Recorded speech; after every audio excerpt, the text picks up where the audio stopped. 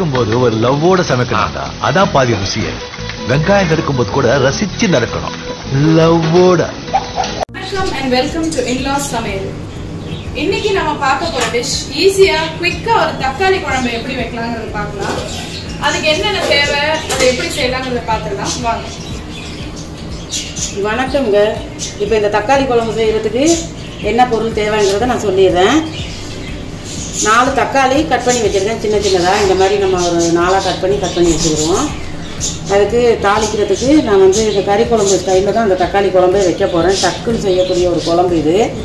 3 துண்டு பட்டை, ஒரு சின்ன அன்னாசி பூ, 2 ஏலக்காய், 4 கிராம்பு, ஒரு பிரிஞ்சி இலை, கொஞ்சம் கடுகு உளுத்தம்பருப்பு, கறிவேப்பிலை கொஞ்சம், 5 பச்சை மிளகா, ஒரு பெரிய வெங்காயம் சின்னதாக கட் பண்ணி வச்சுருக்கிறேன்.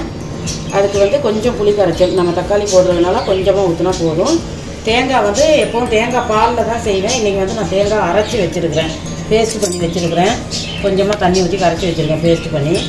இதை தான் நம்ம சேர்க்க போகிறோம். வாங்க எப்படி செய்கிறதுன்னு பார்க்கலாம். இப்போ நல்லா ஒரு புளியான சட்டி ஒன்று அடுப்பில் வச்சுட்டேன். அதுக்கு வந்து நம்ம ஒரு 1.5 கரண்டி எண்ணெய் சேர்த்துக்குவோம். இந்த மாதிரி கரண்டி பார்க்க பெருசாக இருக்குது, சப்பையாக தான் இருக்கும். அதனால 1.5 கரண்டி எண்ணெய். இந்த தக்காளியெல்லாம் நல்லா வதங்குறதுக்காக தான் இவ்வளோ எண்ணெய் ஊற்றுறது. எண்ணெய் நல்லா காஞ்சதும் நம்ம இந்த பட்டை, ஏலக்காய், லவங்கம், கடுகு உளுத்தம்பருப்பு இதெல்லாம் ஒன்று சேர்த்துருவோம். அதில்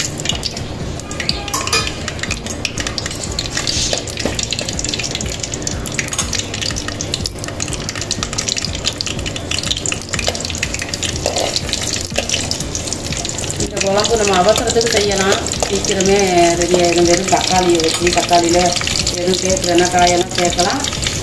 ஆனாலும் வெறும் தக்காளியை வச்சே இந்த குழம்பு. இப்போ வந்து நம்ம இந்த கருவேப்பிலை சேர்த்துப்போம்.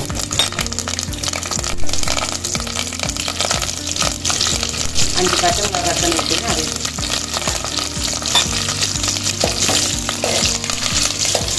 சேர்த்து நல்லா கிண்டி விட்டுட்டு அப்புறமா இந்த கட் பண்ணி வச்சுருக்க வெங்காயத்தையும் அதில் சேர்த்துருவோம். ஒரே ஒரு பெரிய வெங்காயம் தான். இதெல்லாம் நல்லா வதங்கணும்.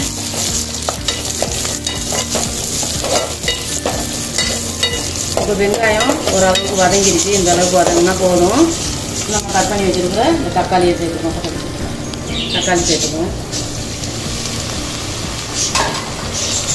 சேர்த்து நல்லா இந்த தக்காளியெல்லாம் நல்லா வதங்கி மசிஞ்சு வர வரைக்கும் வதங்கணும். நல்லா கிளறி விட்டு அப்படியே விட்டு நல்லா மசியணும் தக்காளி. இந்த தக்காளியெல்லாம் நல்லா வதங்கிடுச்சு. தக்காளியெல்லாம் போட்டு பெரட்டி ஒரு மூடியை போட்டு மூடணுன்னு சீக்கிரமே வதங்கிடுச்சு. இதில் வந்து நம்ம மசாலா தூள் எல்லாம் சேர்த்துக்குவோம். அடுப்பு வந்து சிம்மில் வச்சுக்கோங்க. மசாலா தூள் எல்லாம் சேர்க்கும்போது இதெல்லாம் அடி பிடிச்சிரும். இது வந்து இந்த சின்ன ஸ்பூனில் 1/2 ஸ்பூன் மிளகுத்தூள் சேர்த்துக்கிறேன். அதே ஸ்பூன் தான் எல்லாத்துக்குமே. 1 ஸ்பூன் ஜீரகத்தூள், 1/2 ஸ்பூன் கரம் மசாலா,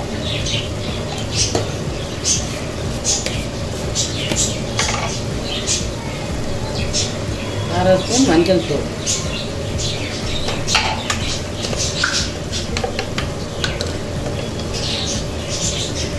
மிளகாத்தூள். இது வெறுமையான மிளகாத்தூள் 2 கரண்டி சேர்த்துக்கிறேன்.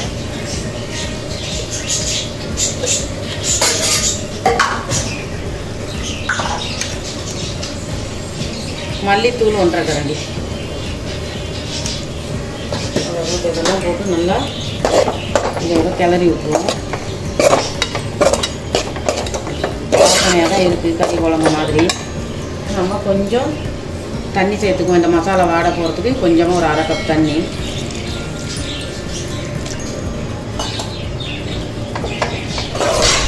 ஏற்கனவே சொன்ன மாதிரி ரொம்ப ஈஸியான குழம்பு தான்.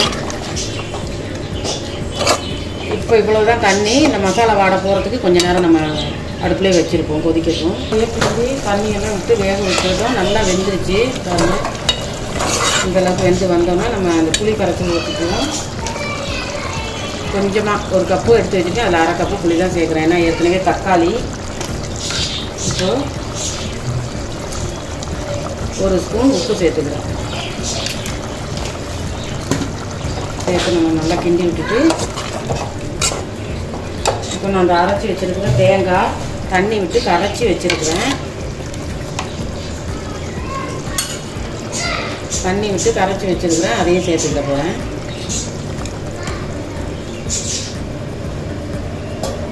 இதெல்லாம் நல்லா சேர்த்து விட்டதுக்கப்புறம் நல்லா கொதிக்க விட்டுருவோம்.